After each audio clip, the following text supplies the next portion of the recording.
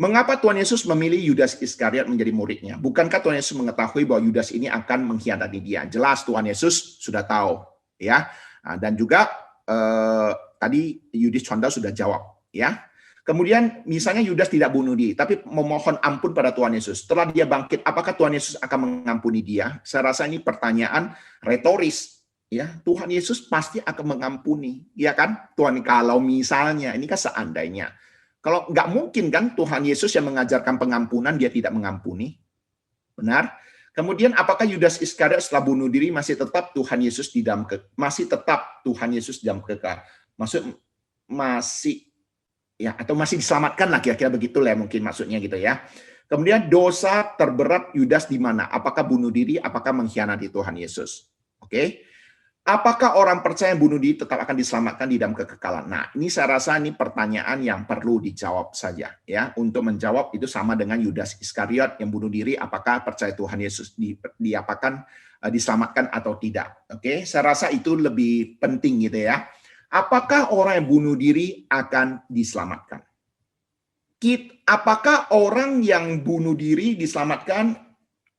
Dan orang yang tidak bunuh diri, maksudnya apakah orang yang bunuh diri tidak diselamatkan, orang yang tidak bunuh diri diselamatkan?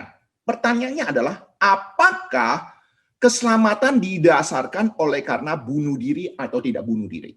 Ini menjadi pertanyaan yang penting untuk diperhatikan. Karena bunuh diri adalah satu bagian dari tindakan manusia. Salah satu perbuatan manusia. Ini sama seperti apakah seorang pembunuh diselamatkan atau tidak? Ini pertanyaan hampir sama. Oke. Nah, untuk menjawab ini coba perhatikan supaya lebih mudah ya. Benar. Efesus 2 ayat 8 sampai 9. Sebab karena kasih karunia kamu diselamatkan oleh iman. Itu bukan hasil usahamu, tetapi pemberian Allah. Itu bukan hasil pekerjaanmu, jangan ada orang yang memegahkan diri. Jadi, di sini sudah cukup jelas. Intinya, keselamatan seseorang bukan oleh karena seseorang itu melakukan sesuatu atau tidak, tetapi keselamatan tidak dipengaruhi oleh iman. Saya ulangi ya.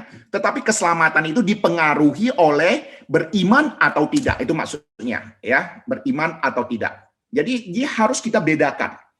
Oleh sebab itu, adanya kasus bunuh diri seorang percaya membuktikan bahwa setiap orang dapat bergumul dalam keputusasaan bahwa musuh kita, setan, adalah pembunuh manusia sejak semula. Bunuh diri tetap saja merupakan dosa yang serius terhadap Allah. Menurut Alkitab, bunuh diri adalah pembunuhan, sehingga tindakan itu selalu salah. Orang Kristen harus hidup bagi Allah dan memasrahkan waktu kematian pada Allah dan Allah saja.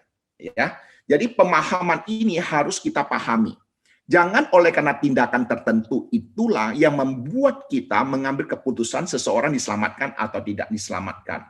Tetapi saya juga tidak menghalalkan untuk perbuatan dosa dan jahat oleh karena sudah percaya Tuhan Yesus, sehingga asal percaya Tuhan Yesus sudah selamat, mau perbuatan dosa apapun diperbolehkan. Saya tidak mengizinkan hal ini terjadi.